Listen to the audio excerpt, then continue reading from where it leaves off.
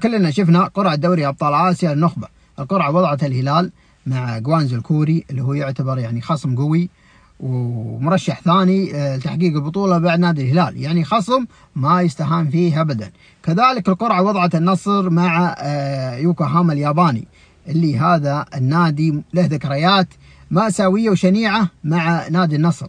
مستحيل جمهور نادي النصر القدامى انهم ينسون اسم هذا النادي. اما جمهور الهبة اللي هم شجعوا النصر من بعد ما جاء كريستيانو رونالدو، طبيعي انهم ما يعرفونه. للمعلومية هذا النادي سبق وان جلد النصر بخماسية تاريخية في نهائي آسيوي، لكن السؤال يطرح نفسه: هل يرد الثار نادي النصر ويتأهل النهائي بعد 33 سنة؟ ننتظر ونشوف. صراحة أنا أتمناهم أنهم يلعبون النهائي ويقابلون الهلال، لكن لو فازوا على يوكوهاما قدامهم فريق ياباني وقدامهم السد، فما راح أتوقع أنهم يسوونها. أما الأهلي ما شاء الله تبارك الله، هذا النادي حظه يكسر الحصى. يعني وش يبون أكثر من كذا؟ أن البطولة بين أرضهم بين جمهورهم، يعني مستضيفين البطولة في جدة.